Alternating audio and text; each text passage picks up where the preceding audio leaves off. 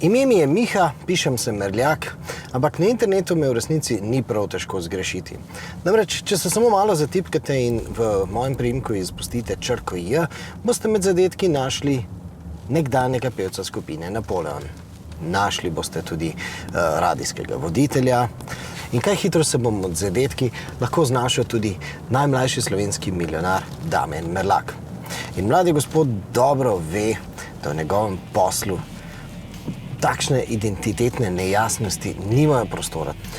In to nas v resnici pripelje do današnje zgodbe, ki zdaj v svetu mobilnosti končno dobiva neko formo, neko vlogo, predvsem pa praktično korist. Govorimo o blockchainu.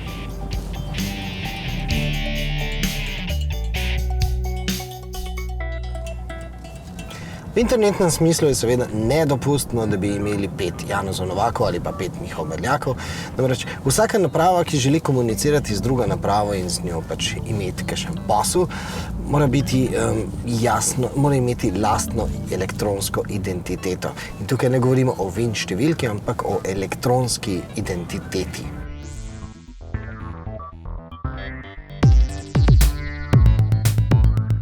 Cars have had identities for quite some times, but they have never been able to act. In order for them to become autonomous, they need to be able to act. In order to be able to act, they need an identity and a way to prove their identity. And the best way to do this is with cryptography. Every EQ Mercedes that rolls out of the factory contains a secure element, which is a crypto chip that is impossible to hack, which contains a private key, which uniquely identifies each car. Ampak v resnici, ko smo dali elektronsko identiteto nekateri napravi, recimo tudi avtomobilu, s tem smo današnjo zgodbo šele začeli. Blockchain is a general purpose technology, and general purpose technologies are technologies like the internet or electricity, and it's just up to us to find what those use cases are and integrate them into the existing world. Many automotive companies have already done exploration of blockchain, and they came up with lists of 100 or more use cases where blockchain can be used. No, da si bomo lažje predstavljali.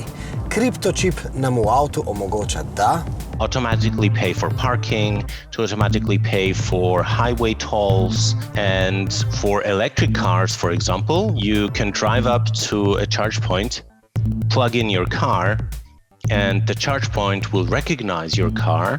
The way they identify with one another is through signing messages. In this way, they can make sure that they are trustworthy and they have a contractual relationship. So I buy a car, I go get servicing, there's an accident on the car, what have you, I replace a part, all these things.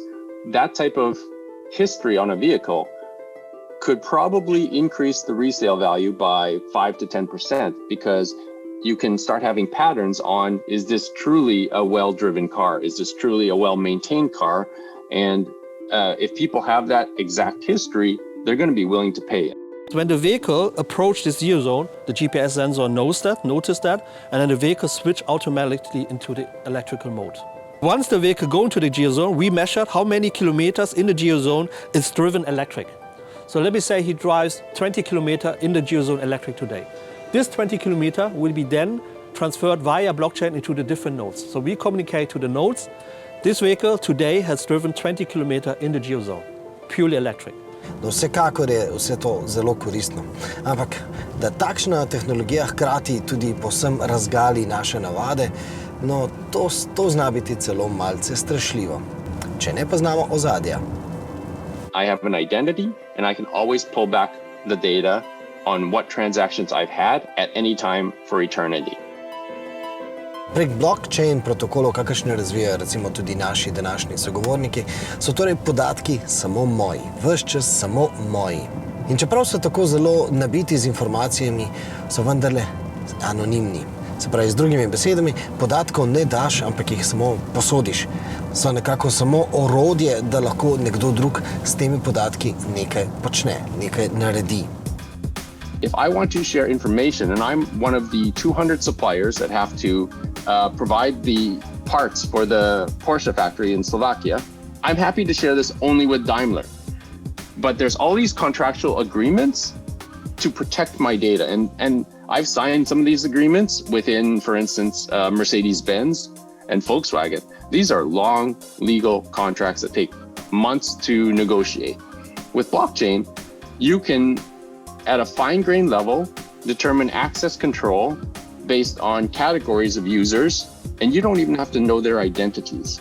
As part of this, as soon as somebody accesses my data, I get paid. You keep mentioning money. You mean the real money or virtual money? It's all the same. Virtual money is real money if you can convert it back and forth to other forms of money. Okay, but that leads us to the value of this money. So how can you determine the value of this data? What is the value of autonomous car driving data? So all these new cars now have sensors. Some of them have 360-degree cameras. They have some form of LiDAR that they're able to track the environment around them. And let's say you bundled all of the data in one specific city. And you said, this data is now for sale. And you did this for every city in Europe. What is the value of the data in a city in Eastern Europe? What is the value of the data in Vienna, for instance? You could securitize that and make it tradable so that somebody who wants it can buy it. And you have an ecosystem of traders who also speculate on the value, so that on every day you have this liquidity that makes sure that the value of the data or the signal on the value of the data is fresh. And then when you actually have that user who wants to buy the data, they are getting a fair value, and the seller also knows that, you know, there's been trading. No, podatki na tej virtualni tržnici pa so seveda takšni ali pa drugačni.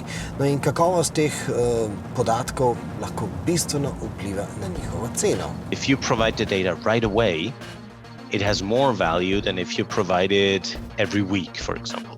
And this brings us again to identity, because you need to be able to link a profile to the data. The data has a very different meaning if we take the car charging example again, if you charge or your wife charges, because you're not the same demographic.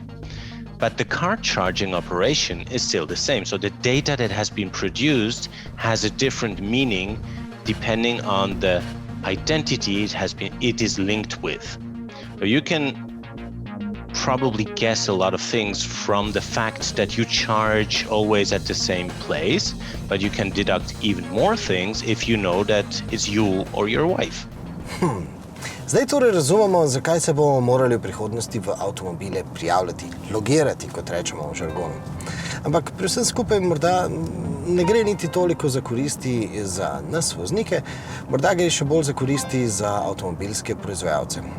In pri tem se lahko vprašamo, zakaj bi vse te naše podatke, ki imajo vrednost, dejansko dali zastonj. All these automakers have so much data.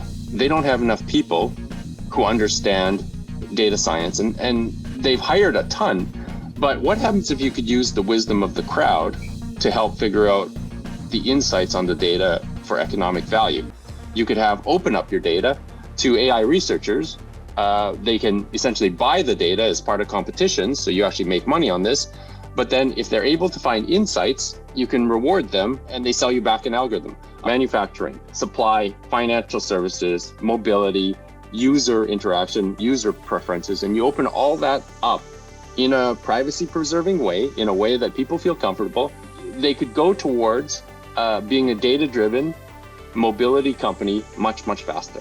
Can you tell me, how can you keep competitiveness if you share this data between companies? For example, if BMW and Volkswagen and Mercedes-Benz are sharing all this data, doesn't it affect their competition?